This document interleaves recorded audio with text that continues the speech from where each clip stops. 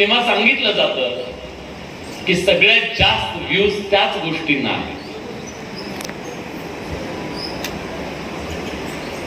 मी अतिशय जबाबदारीने एक गोष्ट आज तुम्हाला सांगणार आहे. मी एका शेतकऱ्याचा मुलगा मित्र, मला वाटतं, मला हक्कानं वाटतं, मी सोयाबीनच्या भावाचा विषय घेतला पाहिजे. बडे मुद्द्याच्या चर्चेत सोयाबीनच्या मुद्द्याचा भावाचा मुद्दा घेतला पाहिजे, शेतकऱ्याचा मुद्दा घेतला पाहिजे. पण मी पुन्हा तुम्हाला आवाहन करतो, राजकीय विषयावर घेतलेले 10 बडे मुद्दे तुम्ही काढा, त्याला आलेले व्ह्यूज बघा आणि शेती मातीच्या बद्दल काढलेले व्ह्यू बघा. लोकांना पण इंटरेस्ट नाही हो. तुमचं मत कदाचित वेगळं असेल, पण आजपर्यंत असं होतं, टीव्ही चॅनलची म्हणायची आम्हाला ह्याला व्ह्यू मिळतात. इथं तर स्पष्ट दिसतंय.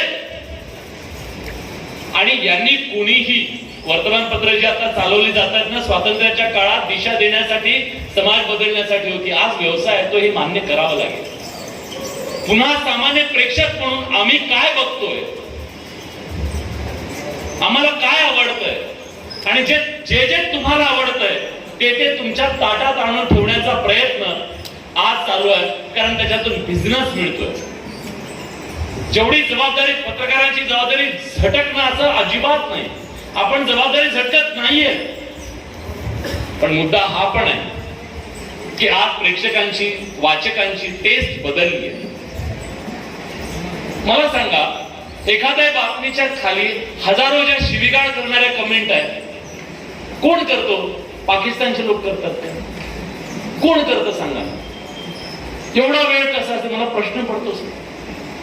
जर आपण बघितलं, मला कधी कधी वाटतं फेसबुकला जाऊन विचारावं, ट्विटरला जाऊन विचारावं, दिवसभरात भारतात किती कोटी कमेंट तुमच्या येतात. एकदा आकडा काढावा आणि त्या आकड्यात असं सांगावं की एक कमेंट करण्यासाठी 5 मिनिट वेळ, विचार करायला, शिवी द्यायला, घाण बोलायला काय ते, आणि ते सगळ्या एकत्रित करोडो कमेंट करण्यासाठी किती वेळ.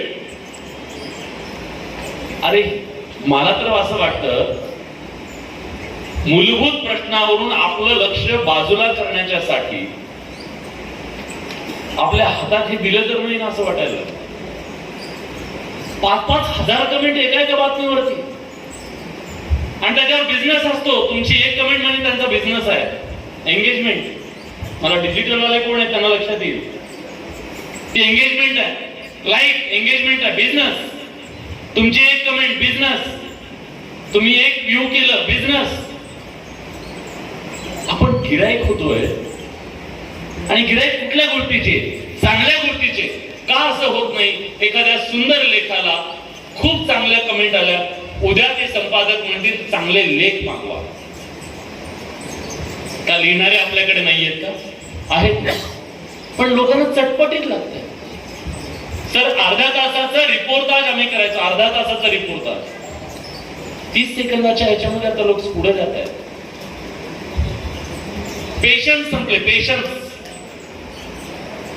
15 सेकंदाची रील 3 सेकंदात लोक ठरवतात बघायची की नाही.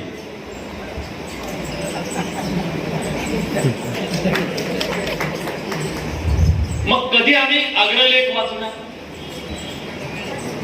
मग प्रेक्षक कसा घडवला जातोय, की प्रेक्षक वर्तमानपत्राला घडवला जातोय, याचं उत्तर मला अजून मिळालेलं नाहीये. पण ही जबाबदारी मला वाटतं दोघांचीही आहे. वाचक जो आहे, मग कदाचित ते तिकडे जाईल. आपण आपल्या मुलांना वाचनाची आवड लावावी लागेल. पण सगळ्यात मोठं आव्हान ज्याला आपण म्हणालो विश्वासार्हता, तर विश्वासार्हतेला नख लागणं ही आपल्या सगळ्या समोरची मोठी चिंता आहे. भविष्यातलं ते सगळ्यात मोठं आव्हान आहे. आणि काळानुरूप आपण जेव्हा बदलतोय, वर्तमानपत्र म्हणून बदलतोय, टीव्ही चॅनल मधून बदलतोय, रोज याच्यातली जी स्पर्धा आहे, प्रचंड जीवघेणी स्पर्धा आहे. जीवघेणी स्पर्धा मी म्हणतो. माझे सहकारी आता इथे विशाल बडे आले, ते एका महाराष्ट्र टाइम्सच्या वेबसाईटला आहे. टीव्ही चॅनलला तर गुरुवारी येतो रिझल्ट, वेब पोर्टलला तर रोज द्यावा लागतो. सकाळी का डाऊन होतं, दुपारी का डाऊन होतं, आता का नाही येत न्यूज.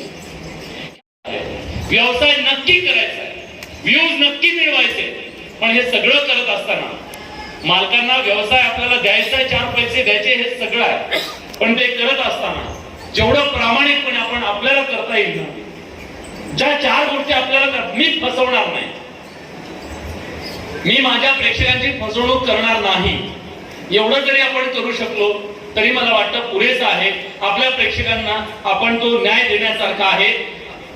आणि या सगळ्यामध्ये जेव्हा आपण आपल्या माध्यम स्वातंत्र्याबद्दल बोलतो, आपण बोललं पाहिजे, पण त्याचबरोबर आपण आपल्या जबाबदारी आणि उत्तरदायित्वाबद्दल सुद्धा बोललं पाहिजे.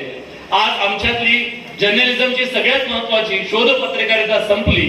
शोध पत्रकारितेच्या नंतर आज आम्ही फक्त बाईट पत्रकारिता झालो. पत्रकार आमचे टीव्हीचे बाईट जर्नलिस्ट झाले. हा काय म्हणाला, त्याच्यावर तो काय म्हणाला, तो काय म्हणाला, रोज खिडक्यांचं भांडण सुरू आहे. बातमी कुठं आहे, सामान्य प्रेक्षकांना प्रश्न आहे. आम्ही धाडस केलं सर, वर्षभरापूर्वी आम्ही धाडस केलं. आम्ही असं ठरवलं, काय हे, हा एक म्हणतो, ते एक म्हणतो, आपण हे चालवायचं नाही, आपण नाही चालवायचं, आपण सामान्य माणसाचे प्रश्न चालू. आम्ही 2 नंबरवरून 5 नंबरवर गेलो. हे वास्तव. गडबड कुठं आहे याचा विचार प्रत्येकाला, पत्रकार, सामान्य माणूस, चिंतन करणारे समाजातले, ह्या सगळ्यांनी आज विचार करणं गरजेचं आहे की समाज म्हणून हा पत्रकारितेचा विषयच नाहीये.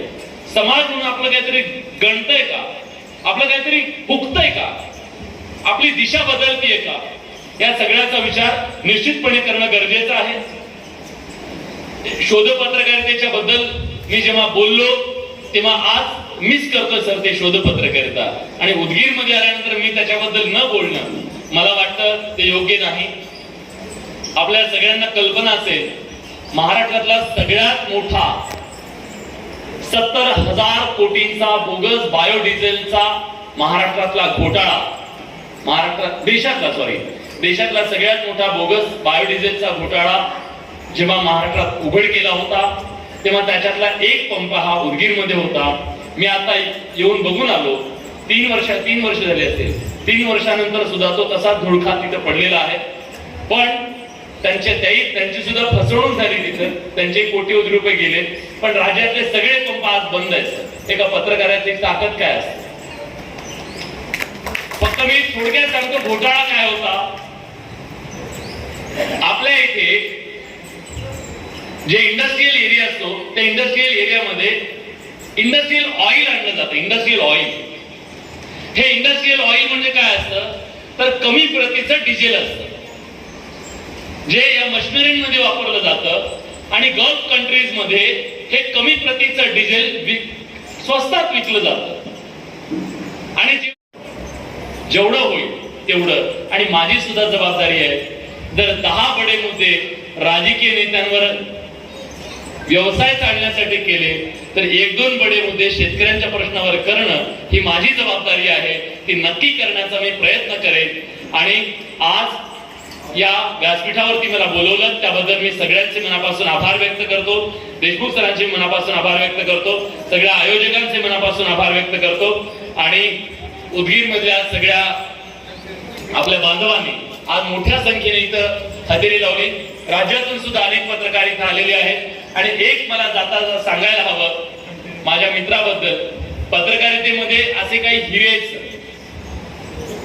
ज्यांच्यावर टिकून आहे हे सगळं. आणि ही माणसं खूप वेगळ्या पद्धतीनं काम करतायत. आज आरोग्याच्या क्षेत्रामध्ये ज्या पद्धतीचं काम सुरू आहे, आमचा मंगेश पण खूप चांगलं काम करतोय. तुमच्या कामाला खरंच सलाम आहे. आणि आज या सगळ्या कामांच्या निमित्तानं आपल्या पत्रकारितेच्या बद्दलची लोकांचा रिस्पेक्ट वाढतोय. खूप छोटी छोटी माणसं सुद्धा चांगलं काम करतायत. त्यांना सुद्धा खूप साऱ्या शुभेच्छा. आपण त्यांच्या मागे उभे राहू. पंकज माझा सहकारी इथं आलेला आहे. पंकज, स्वागत आहे तुझं. आणि मी आपल्या सगळ्यांची रजा घेतो. पुढच्या सत्रासाठी सगळ्यांना शुभेच्छा देतो. खूप खूप धन्यवाद.